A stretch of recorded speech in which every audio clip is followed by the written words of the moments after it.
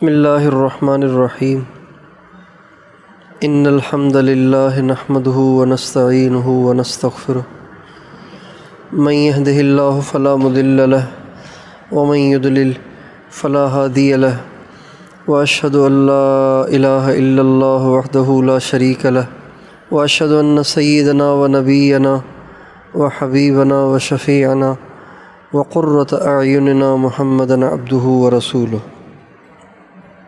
صلی اللہ تبارک و تعالی علیہ وعلی آلہ واصحابہ وازواجہ وذریتہ وبارک وسلم تسلیما کثیرا اما بعد فاعوذ باللہ من الشیطان الرجیم بسم اللہ الرحمن الرحیم انہ من یتق ویصبر فإن اللہ لا یضیع اجر المحسنین سبحان ربک رب العزۃ عما یصفون وسلام علی المرسلین والحمد للہ رب العالمین اللہم صلی علی سیدنا محمد وعلی آل سیدنا محمد وبارک وسلم۔ رمضان المبارک کے مہینے کو نبی کریم صلی اللہ علیہ وسلم نے صبر کا مہینہ فرمایا ہے۔ ہمارے نبی کا ارشاد ہے کہ رمضان کا مہینہ صبر کا مہینہ ہے۔ صبر کسے کہتے ہیں؟ صبر کی کئی صورتیں ہیں۔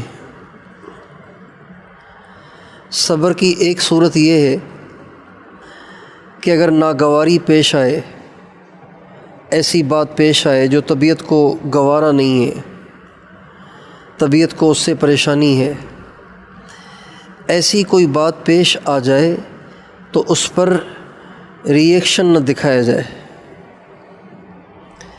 بلکہ اس کو برداشت کیا جائے۔ جس طرح کڑوی دوائی کھائی جاتی ہے نا، کڑوی دوائی بھی تو لوگ کھاتے ہیں، کڑوی دوائیاں بہت ساری کھاتے ہیں، تو کڑوی دوائی سمجھ کے اسے پی جانا چاہیے۔ اس ناگواری کو، اس تکلیف کو، اس پریشانی کو کڑوی دوائی سمجھ کے پی جانا چاہیے۔ ہمارے نبی کا ارشاد ہے الصبر صبر، صبر بڑا کڑوا ہے۔ صبر ایک پھل ہے جو بہت کڑوا ہوتا ہے۔ آپ علیہ السلام فرماتے ہیں صبر بہت کڑوا ہے لیکن اس کا انجام بہت میٹھا ہے۔ صبر کڑوا ہے لیکن انجام اس کا میٹھا ہے۔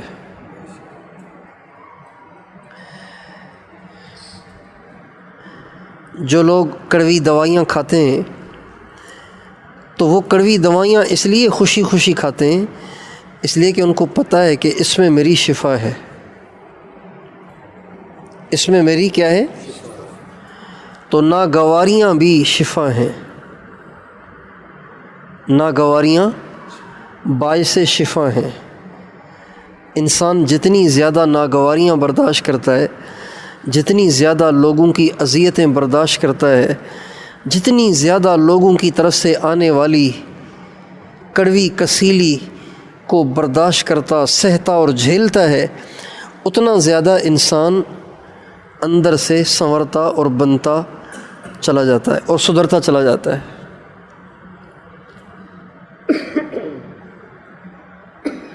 ناگواریوں میں انسان بنتا ہے اور جی چاہیوں میں انسان بگڑتا ہے۔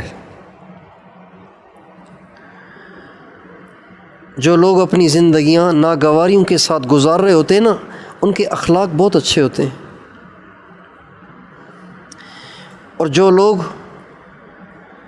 ایسے ہی زندگی گزار رہے ہیں کہ ہر خواہش پوری ہو رہی ہے، وہ بڑے بد اخلاق ہوتے ہیں۔ تکبر، عجب، خود پسندی، تحقیر، تذلیل، یہ ان کی عادت ہوتی ہے۔ اگلے کی پگڑی اتارنا ان کے لیے کوئی مسئلہ نہیں ہوتا، کسی کی دل آزاری ان کے لیے کوئی مسئلہ نہیں ہوتا، اوروں کی نیندیں اڑا کے خود سوتے رہتے ہیں، یہ ان کا مزاج ہوتا ہے۔ لیکن جو لوگ ناگواریوں میں زندگیاں گزارتے ہیں، ناگواریوں میں، آزمائشوں میں، مصیبتوں میں، پریشانیوں میں زندگیاں گزارتے ہیں، ان کے اخلاق بڑے اچھے ہوتے ہیں۔ ہم ایک دفعہ ایک آرمی افسر سے ملنے گئے، بریگیڈیئر تھے، وہ نوجوان تھے، بریگیڈیئر تھے، حیدرآباد میں ان کی ڈیوٹی تھی۔ کینٹ میں ایک بریگیڈیئر بیٹھتا ہے، تو ان دنوں وہ تھے۔ ہم ان سے ملنے گئے تو اتنے اچھے طریقے سے ملے، اتنی تواضع سے ملے، اتنی محبت سے ملے کہ ہم نے کہا یار یہ تو افسر تو لگتا ہی نہیں ہے۔ پھر جب بیٹھے نا ان کے پاس، اتنے میٹھے انداز سے انہوں نے باتیں کی کہ ہم حیران رہ گئے۔ پھر بعد میں کہنے لگے اصل میں اللہ کا شکر ہے، میری کرسی نے، میرے عہدے نے مجھ میں غرور پیدا نہیں کیا۔ یہ اس نے کہا، خود نے کہا۔ پھر کہنے لگا اس لیے کہ میں بہت غریب باپ کا بیٹا ہوں، بہت غربت کی زندگی میں نے گزاری ہے، میرے باپ نے گزاری ہے، میری ماں نے گزاری ہے۔ پتہ نہیں اللہ نے کیسے مجھے یہاں پہنچایا ہے، میں نہیں جانتا، لیکن میں بہت غریب گھرانے کا آدمی ہوں، بڑی تکلیفوں کی زندگی ہم نے گزاری ہے، اس لیے مجھے غریب کی غربت کی قدر ہے، مجھے پریشان حال کی پریشانی کا احساس ہے، چونکہ میں وہاں سے گزر کے آیا ہوں نا، میں وہاں سے گزر کے آیا ہوں۔ حضرت عمر رضی اللہ عنہ جب خلیفہ تھے تو آدھی دنیا کے بادشاہ تھے، تو بادشاہ کو کس چیز کی کمی ہوتی ہے؟ بیت المال سارا اس کے ہاتھ میں ہوتا ہے، خدا کا خوف نہ ہو تو سارا اپنے پر، اپنے بچوں پہ لٹا سکتا ہے۔ لیکن حضرت عمر نرم روٹی نہیں کھاتے تھے، گرم نہیں، گرم تو بہت دور کی بات ہے، نرم بھی نہیں کھاتے تھے۔ گرم تو وہ ہے جو تازہ تازہ پکی ہو، نرم وہ ہے جو ہے تو کل کی پکی ہوئی یا صبح کی پکی ہوئی لیکن ابھی نرم ہے، نرم بھی نہیں کھاتے تھے۔ ایک صحابی ان سے ملنے آئے تو حضرت عمر ابھی کھانے کے لیے بیٹھے تھے۔ کھانا کیا تھا؟ اوپر ایک پیالہ رکھا ہوا تھا، وہ اتارا، اس میں سوکھے روٹی کے ٹکڑے پانی میں بھگوئے ہوئے۔ آدھی دنیا کا بادشاہ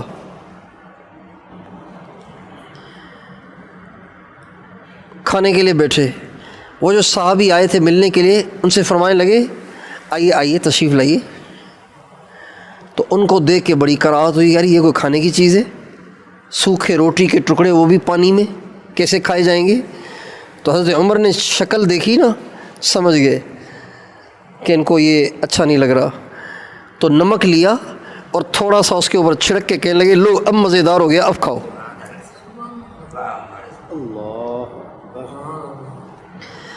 کسی نے ان سے پوچھا کہ آپ کیوں ایسے کر رہے ہیں؟ آپ کیوں نہیں صحیح کھانا کھاتے، کیوں نہیں صحیح کپڑے پہنتے؟ ایک ایک جوڑے میں آپ کو 10 12 15 17 پیون لگے ہوتے تھے، تو آپ کیوں نہیں صحیح کپڑے پہنتے، کھانا صحیح نہیں کھاتے؟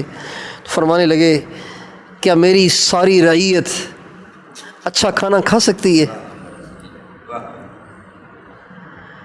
جب سارے میرے پبلک کے لوگ اچھا کھانا نہیں کھا سکتے تو میں کس منہ سے اچھا کھانا کھاؤں؟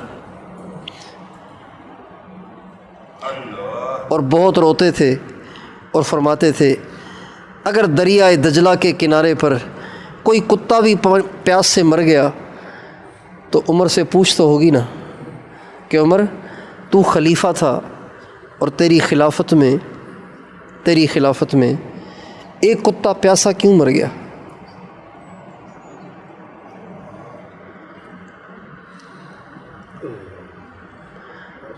تو ناگواریوں میں انسان بنتا ہے اور خواہشات کی زندگی میں انسان بگڑتا ہے، اللہ تعالیٰ قرآن پاک میں فرماتے ہیں وَلَوْ بَسَطَ اللَّهُ الرِّزْقَ لِعِبَادِهِ لَبَغَوْا فِي الْأَرْضِ، اگر اللہ ساری دنیا کے رہنے والے سارے لوگوں کو مالدار کر دے، اللہ فرماتے ہیں یہ تو باغی ہو جائیں گے، یہ سب باغی ہو جائیں گے، اس لیے کہ مال انسان کو باغی بنا دیتا ہے، الا ماشاء اللہ، الا ماشاء اللہ ایسے لوگ بھی ہوتے ہیں جن کے پاس مال ہوتا ہے لیکن وہ بڑے محتاط ہوتے ہیں۔ تو صبر کی کئی صورتیں ہیں، ایک صبر ہے ناگواریاں برداشت کرنا، یہ بھی ایک صبر کی صورت ہے، ایک صبر کی صورت ہے۔ ایک صبر کی صورت ہے کہ اپنے آپ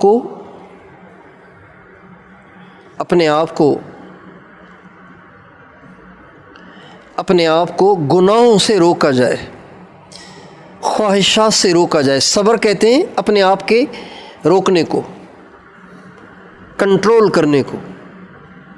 ہمارے حضرت مولانا نذر الرحمن صاحب دامت برکاتہم العالیہ فرماتے تھے کہ صبر انسان کا بریک ہے، بریک، جس کا بریک فیل ہو نا تو پھر وہ کہیں نہ کہیں ایکسیڈنٹ کرے گا۔ صبر بریک ہے۔ تو صبر کی دوسری صورت یہ ہے کہ انسان اپنے آپ کو خواہشات سے روکے، گناہوں سے روکے۔ دل کر رہا ہے کہ گزرتی ہوئی عورت پہ نظر ڈالوں لیکن نہیں، صبر کر رہا ہے نہیں دیکھوں گا۔ دل کر رہا ہے کہ فلاں کی غیبت کروں، اس کی برائیاں بیان کروں۔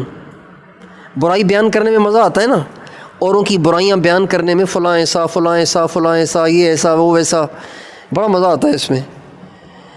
اپنے آپ کو اس سے روکنا، کنٹرول کرنا، یہ بھی صبر کی ایک صورت ہے۔ عمرے پہ گیا، دل کر رہا ہے میں بھی پیزا کھاؤں، اور پیزے میں جو مرغی چل رہی ہے وہ چل رہی ہے برازیل کی، اور وہ کٹتی ہے جھٹکے پر، اللہ اکبر سے تھوڑی کٹتی ہے۔ اب دل تو کر رہا ہے کہ میں بھی پیزا کھاؤں لیکن کنٹرول کر رہا ہے۔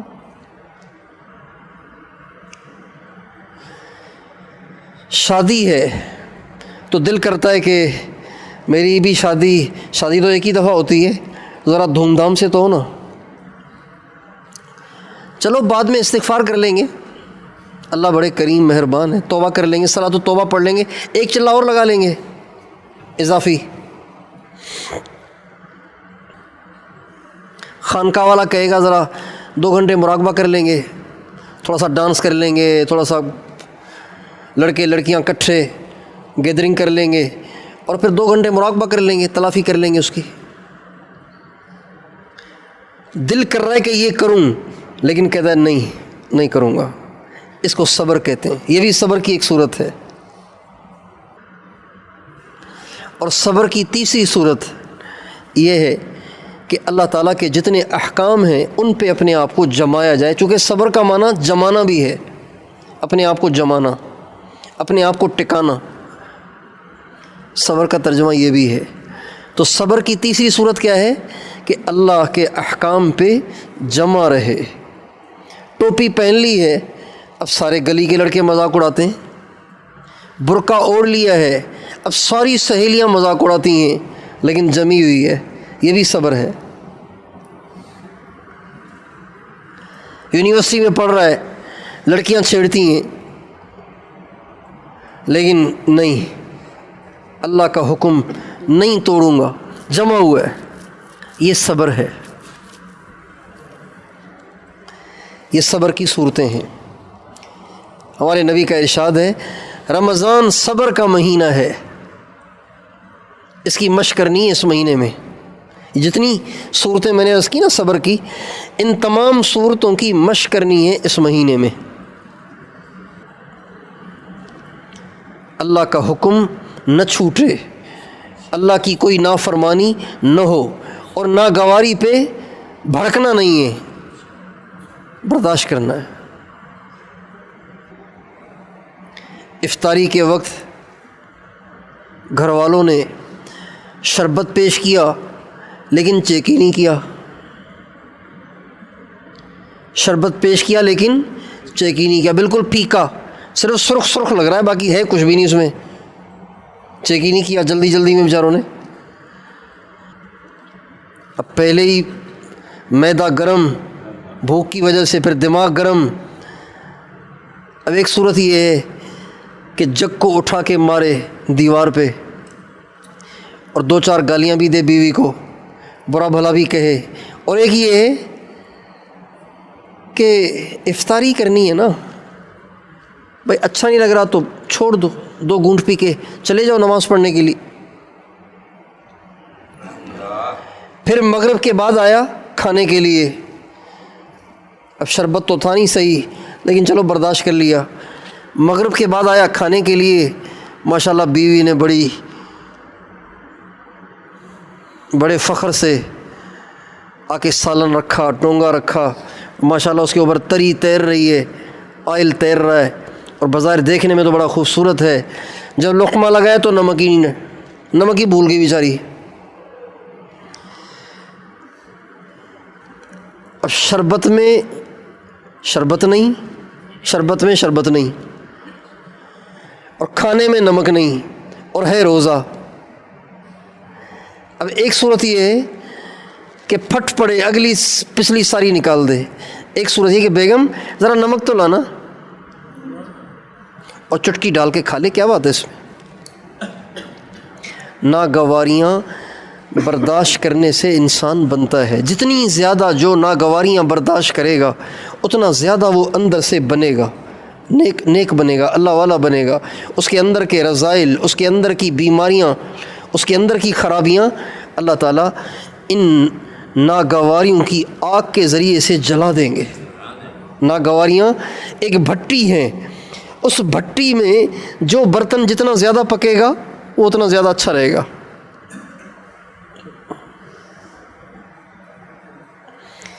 رمضان کا مہینہ کس کا مہینہ ہے بھائی؟ شہر الصبر، صبر کا مہینہ ہے۔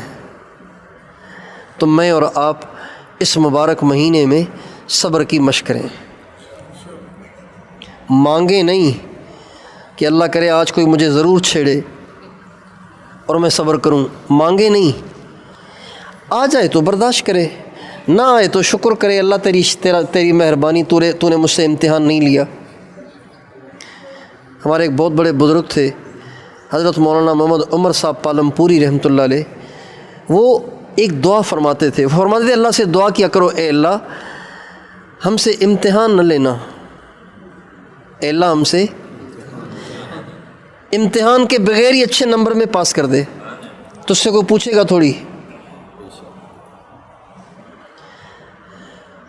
کسی بھی اسکول، کسی بھی کالج کے میں اگر بغیر امتحان کے کسی کو پاس کرنے کی کوئی کوشش کرے گا نا تو اس پہ تو کیس ہو جائے گا، بورڈ والے پکڑ لیں گے اس کو، بورڈ والے۔ اللہ کے اوپر تو کوئی بورڈ ہے نہیں، لا یسأل عما یفعل، وہ جو چاہے کرے، اس سے کوئی نہیں پوچھ سکتا۔ لہٰذا یا اللہ بغیر امتحانوں کے مجھے پاس کر دے، بغیر امتحان کے مجھے اعلیٰ نمبروں میں پاس کر دے۔ بنی اسرائیل کی فاحشہ نے کون سی تہجد پڑھی تھی، کون سے روزے رکھے تھے، کون سی قربانیاں کی تھیں، کون سے ہر سال 4 مہینے لگائے تھے بھائی؟ بنی اسرائیل کی فاحشہ نے کتے ہی کو تو پانی پلایا، کام ہو گیا نا اس کا۔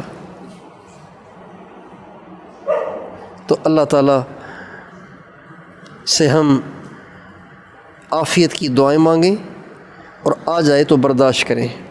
تو یہ مہینہ مشق کا ہے، اس میں ہمیں صبر کی مشق کرنی ہے، کریں گے انشاءاللہ۔